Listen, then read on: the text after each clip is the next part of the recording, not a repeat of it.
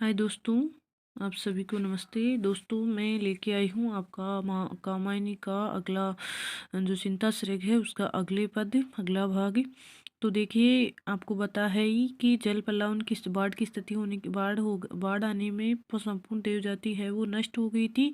उसमें मनु अकेले बचे थे और मनु हिमालय के ऊपर बैठे हुए हैं, अपने बीते दिनों को याद कर रहे हैं, मतलब चिंतित हैं। और उन्हीं की ऐसी स्थिति के ऊपर ही सरग का नाम भी चिंता सरग रखा गया है। और सरग का मतलब अध्याय होता है, पाठ होता है। तो देखिए, बंधी महाबट से नौका थी कि जो उनकी नौका थी वो बरगद के विशाल वृक्ष से उसकी नाव बंधी हुई थी, सूखे में अब पड़ी रही और उसकी नाव अब सूखे में पड़ी थी। अर्थात पहले बाढ़ की स्थिति होने से पानी ऊपर पहुंच गया था, बाढ़ के पानी के साथ बहाव के नाव ऊपर पहुंच गई थी। अब बाढ़ का पानी नीचे उतर आया है और वहां पर सूखी भूमि निकल आई है और वहां पर मनु की नाव पड़ी हुई है। उत्तर चला था वह जल पलावन और निकलने लगी मही।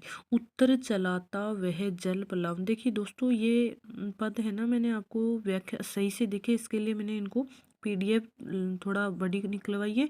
ये दोनों आप एक लाइन में लिख सकते हैं इनको, अगर आप लिखो ना किताब कॉपी में और नोट्स के रूप में, तो इन दोनों लाइनों को एक और ऊपर की जो दोनों लाइन है उनको एक में लिख सकते हो। उत्तर चला था जल पलावन वह निकलने लगी मही। अब देखिए, उत्तर उत्तर चला था जल पलावन की पलावन का मतलब बाढ़ की वजह से जो जल इस हिमालय के ऊपर पहुंचा था वो अब धीरे धीरे नीचे उतर आया था। अर्थात बाढ़ आने के ऊपर जल हिमालय के ऊपर पहुंच गया था और वो पानी अब पर्वत की शिखर से नीचे धीरे धीरे उतर रहा है। निकलने लगी मही। मही का मतलब होता है धरती, और धीरे धीरे वहाँ जो पृथ्वी है, जो भूमि है, वो नजर आने लगी। यहाँ पर जो नाव है, इसी नाव ने मनु के, जो विशेष बात यह है कि इस नौका ने ही, नाव ने ही मनु के जो प्राण हैं उनकी रक्षा की थी। ये है एक पद। अब दूसरा पद है, निकल रही थी मरम वेदना करुणा विकल कहानी सी। देखिए दोस्तों, मैंने आपको पहले भी कहा है कि ये दोनों लाइन आप एक लाइन में लिख सकते हैं। और निकल रही थी मरम वेदना, ये चार लाइन, एक पद की चार लाइन आपको दिख रही होगी, लेकिन ये हैं दो लाइन ही। देखिए, बीच में कोमा लगा है, आगे पूर्ण विराम लगा हुआ है, तो ये एक लाइन है। निकल रही थी मरम वेदना, मनु है ना, निकल, हृदय से निकल रही थी मरम वेदना, मतलब गहरी पीड़ा। मरम वेदना का मतलब है गहरी पीड़ा। करुणा विकल, करुणा का मतलब है दर्द भरी, विकल व्याकुल कहानी सी। मनु अपनी जो गहरी व्यथा है उसका वर्णन करने लगे। तो यहाँ वर्णन एक दर्द भरी करुण कहानी के समान था। निकल रही थी मरण व्यथा की, जो मनु है वो अपनी व्यथा का बखान कर रहे थे। तो उनकी जो व्यथा, वो हृदय से जिस उस व्यथा का जैसे वर्णन कर रहे थे, तो एक करुण कहानी के समान लग रहा था। देखिए, वहाँ अकेली प्रकृति सुन रही। अब वहाँ पर मनु की जो मरम व्यथा थी, हृदय से निकलने वाली जो पीड़ा थी, जो दुखी होकर जो बात कह रहे थे, उनकी उस पीड़ा को सुनने वाला कोई भी नहीं था। अकेली प्रकृति सुन रही, उस मनु की पीड़ा को सुनने के लिए कोई प्राणी वहाँ पर शेष नहीं था, एकमात्र प्रकृति थी। और वो प्रकृति ही मनु की जो कहानी थी उसको सुन रही थी। हस्ती सी पहचाने सी। लेकिन प्रकृति हमेशा बहुत सी अनगिनत ऐसे दर्द भरी कहानियाँ सुनती है, वो आदत हो चुकी है। तो उस मनु के दुख पर प्रकृति को कोई विशेष दुख नहीं हुआ। मनु है हस्ती सी पहचान। मनु जब अपनी व्यथा कह रहे थे तो वह हंसती रही, मतलब हंसती भी प्रतीत हो रही थी। अर्थात जहाँ पर मनु जो बैठे थे हिमालय के ऊपर अपनी मरम वेदना कह रहे थे, वहाँ पर उनकी करुण कहानी बहुत ही दर्द भरी थी। और उसकी करुण कहानी को सुनने वाला कोई भी प्राणी वहाँ पर शेष नहीं बचा था। एकमात्र प्रकृति थी जो उसकी बात सुन रही थी। और प्रकृति ऐसी दर्द भरी कहानियाँ हमेशा सुनती थी, इसलिए उसे दर्द को सुनने, दुखों को सुनने की आदत पड़ चुकी थी। इसलिए मनु के दुख को सुनकर प्रकृति को ज़्यादा दुख नहीं हुआ, वो मतलब मुस्कुराती रही। इसमें बताया क्या, विशेष बात क्या है कि दुख और सुख है ना, एक दूसरे के विपरीत है। दुख के बाद सुख और सुख के बाद दुख जरूर आते हैं। यही जो विस्मयता का जो भाव है वो कवि ने इस पद में व्यक्त किया है। मनुष्य व्यथित हो रहा है और जड़ प्रकृति हंस रही है। मतलब अब देखिए, हंसना, मनुष्य हंसता है, प्रकृति कहाँ से हंसने लगी, सोचने वाली बात है। यहाँ पर मानवीकरण अलंकार है, और मानवीकरण अलंकार कहाँ होता है, जहाँ पर प्रकृति की जो वस्तु हैं, चीजें हैं, प्रकृति को मानव का रूप दे दिया जाता है, वहाँ मानवीकरण अलंकार है। अब प्रकृति जो सुन रही है, हंस रही है, मानव की तरह, सुनता कौन है, तो मनुष्य सुनता है। और तो प्रकृति को सुनता हुआ दिखा दिया, हंस रही है, प्रकृति को हंसता हुआ दिखा दिया, तो यहाँ पे मानवीकरण अलंकार है। अब है अगला पद, ओ चिंता की पहली रेखा, अरि विश्व वन की वैली, ज्वालामुखी विस्फोट के भीषण प्रथम कमसी मतवाली। देखिए, ओ चिंता की पहली रेखा, चिंता की पहली रेखा, मनु कह रहे हैं, धीरे धीरे वो कह रहे हैं कि हे चिंता, ओ चिंता, हे चिंता की पहली रेखा, कि मेरे हृदय में उठने वाली प्रथम बार, कि मेरे हृदय में आज तक चिंता आई नहीं थी, तो कि हे चिंता, मेरे हृदय में पहली बार आज तुम एक रेखा के रूप में अंकित हुई हो। अरे विश्व वन की वैली, वैली का मतलब होता है सर्प, और विश्व वन, विश्व रूपी वन की सर्पिणी के समान तुम हो। देखिए, यहाँ पर क्या है, चिंता को संबोधित करते हुए मनु कह रहे हैं कि हे चिंता, तू मेरे हृदय में उठने वाली पहली रेखा के रूप में अंकित हो गई है। अरे विश्व वन की, अरे हे चिंता, तू तो इस विश्व रूपी वन, देखिए विश्व को वन का रूप दे दिया, और जहाँ पर एक वस्तु को दूसरी वस्तु का रूप दिया जाता है, वहाँ रूपक अलंकार होता है। तो विश्व वन, विश्व रूपी वन की सर्पिणी हो, वैली का मतलब सर्पिणी, और चिंता को सर्पिणी बता दिया है कि विश्व रूपी वन की तुम चिंता रूपी सर्पिणी हो। यहाँ पर रूपक अलंकार है दोस्तों। विशेष में जब आप लिखते हो व्याख्या में, तो आपको ध्यान रहना चाहिए अलंकारों का, कि कौन से एक दो अलंकार है।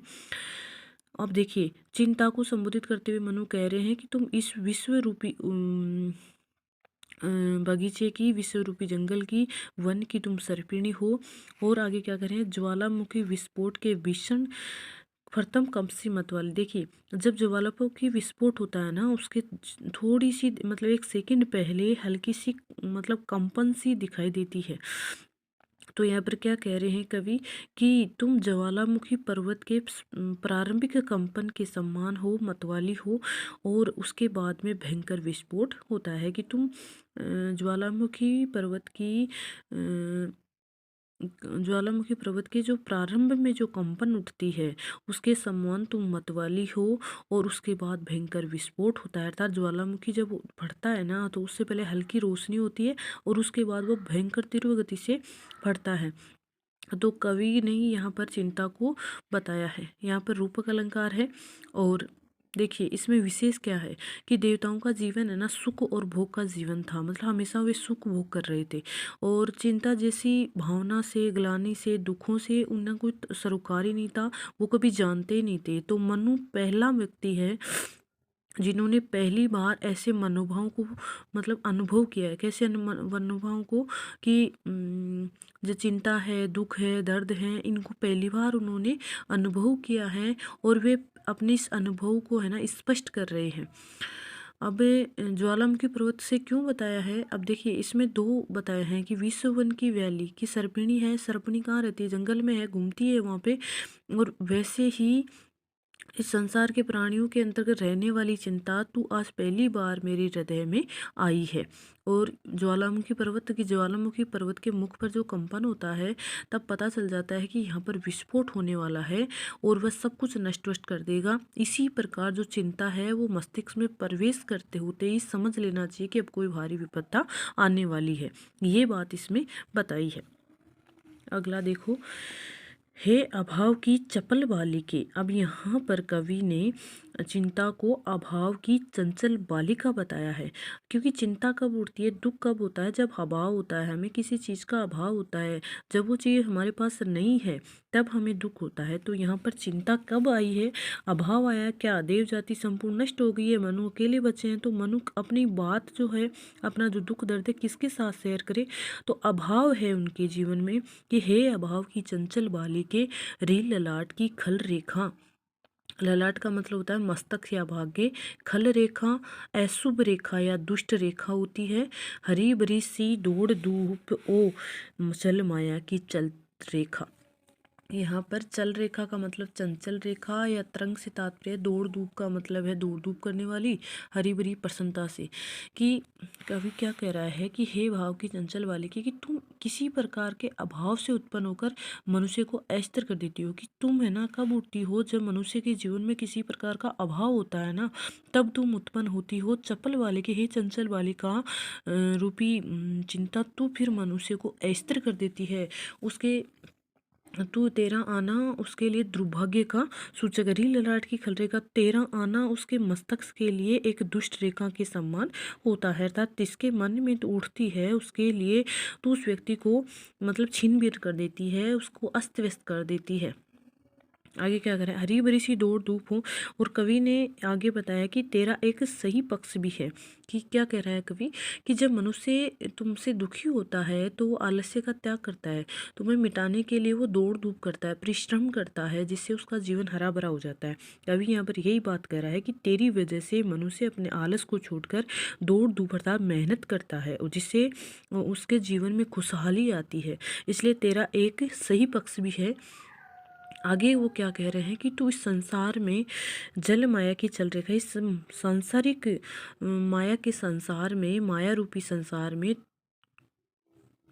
तुम है ना तरंग के समान हो। अर्थात इस संसार को अगर जल माना जाए, माया रूपी संसार के जो जल है उसमें उठने वाली एक चंचल लहर के समान। और जिस प्रकार समुद्र में लहर उठती है उसी प्रकार इस समुद्र के अंतर्गत संसार रूपी समुद्र में तुम लहर की तरह उठने वाली हो।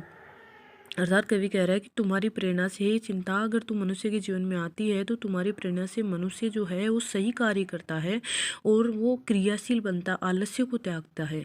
ठीक वैसे ही अर्थात तेरा आना मनुष्य के लिए दुर्भाग्य का सूचक भी है कि मनुष्य है ना चिंतित होता है। शुरू में तो क्या बताया है कि तेरे आने से मनुष्य का जो जीवन अस्त व्यस्त हो जाता है, फिर वो कहता है कि तेरी वजह से मनुष्य अपना जीवन का दौड़ धूप मतलब आलस्य त्याग कर वो क्रियाशील बनता है, मेहनत करता है, जिससे उनके जीवन में खुशहाली आती है। जल माया की चल रेखा, अब इस संसार को उन्होंने माया रूपी संसार को जल की संज्ञा दी कि इस माया रूपी संसार में को अगर मैं जल के समान बता दूं तो उस जल में उठने वाली लहर के समान हो, जिससे तुम्हें देखकर मनुष्य क्रियाशील बनता है और उसके जीवन में जीवन फिर से हरा भरा हो जाता है।